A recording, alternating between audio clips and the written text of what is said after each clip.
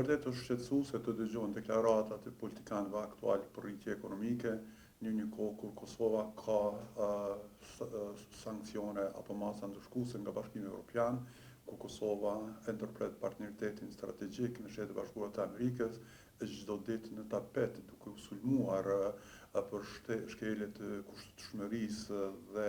avantura politike që shumë të tepër po e dëmtojnë Kosovën se sa që po e ndihmojnë. Vërtet kemi vendosur që të mos komentojmë deklaratat të Ministrit të Financave Ekuran Morati, sepse janë aq të fryra, aq pa argumente dhe fakti që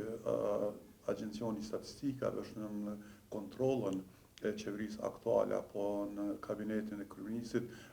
jep të kuptosh që atë ka shumë më tepër devijim të dhënave se sa që ka realitet. Thuar dikuj që ki rritje ekonomike 4.5% në një kohë kur e ke inflacionin po aq, po të kishim pas një rritje ekonomike 9% dhe inflacionin 4.5%, ndoshta kishim pas kuptim të thuhet se kemi rritje ekonomike, por në Kosovë, në kohën kur Kosova është vendi i parë në botë për të kurje demografike, në vendin e parë për ikje apo mos ekzistim të investorët huaj, largim të popullatës, largim të bizneseve, largim të kapitalit drejt vendet rajon dhe me gjërë, vërtet është një paradoks i kohës që e dëshmon që qasja e institucioneve aktuale politike nuk është në koherencë me realitetin dhe me atë çka u duke shiju qytetari i Kosovës. Ne kemi një inflacion i cili zyrtarisht thuhet që është 4.5%, por është në realitet dyshifror dhe kjo duhet jetë brenga e kryeministit. Kemi çmime që janë më të larta se në Evropë dhe nuk ka masa për t'i ulur dhe vetë fakti që kemi rritje enorme të importit, ku besoj që në vitin 2025 do t'jetë afër 7 miliard euro, dhe kemi atë kurje të eksporteve, çka nuk kupton që Kosova eksporton vetëm para të gatshme dhe të thuhet që kemi rritje ekonomike, kjo është diçka që dëshmon sa është e ndytë politika, sa e degradon aspektin personal të individit politika dhe sa tentohet që në interes të pushtetit të manipulohet me dhëna dhe të promovohet një populizëm steril apo inekzistent. Qytetari e din realitetin, atë çka e ka bler me 100 euro para 3 viteve, sot i kushton 200 euro, atë çka e ka bler vitin e kaluar me 100 euro, sot i kushton edhe më tepër. Prandaj këta janë parametrat që duhet të ketë parasysh qeveria, në veçanti Ministri i Financave, dhe të del me propozime si të zbuten këto efekte negative ekonomike që dominojnë. Nuk ka gjysmë të vërtetë. Gjysma e vërteta është shumë e rrezikshme se sa gënjeshtra. Nuk është e lehtë të jetohet në Kosovë me këto paga, me këtë nivel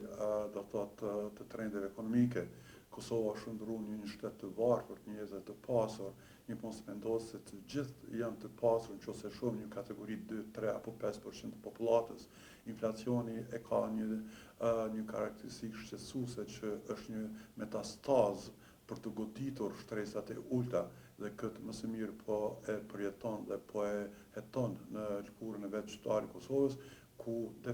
çdo ditë ballafaqohet me ndryshim të çmimeve, ndërsa në anën tjetër nga institucionet nuk kena asnjë aktivitet për të ndikuar që të mbrojtë interesi i qytetarit dhe i konsumatorit. Vendet e rajonit kanë bërë hapa pozitiv, kanë bërë ngrirje të tatimit vlerën e shtuar, kanë bërë lehtësira apo i kanë identifikuar një produkte esenciale që do thotë të jenë në lupën e inspektoriatit, ndërsa sot në Kosovë çmimet janë shumë më tepër në mëshirë tregtarëve se sa të institucioneve, por në dëm dhe në ngulfatje sociale të qytetarëve të Kosovës. Është koha për veprime, nuk jetohet vetëm nga politika, qytetarët janë të lodhur dhe nëse vazhdohet në këtë trend ku kemi në njëjtën kohë ngritje çmimit, në njëjtën kohë inflacion të importuar dhe inflacion vendor dhe kemi paga të ngrira qoftë sektori privat, qoftë sektori publik, besoj është një situatë shqetësuese që edhe përkundër që janë politikan dhe nuk mendojnë për popull, duhet i prekin në ndërgjegje një situatë i krijuar ku vërtet jeta dhe digniteti i qytetarëve çdo ditë më tepër është duke u neglizhuar dhe në një farë forme po dëshmohet një sadizëm politik që sa më tepër të bëhet që të rëndohet jeta e qytetarit të Republikës Kosovës. Lirinë e kanë paramenduar më ndryshe dhe jo siç është sot.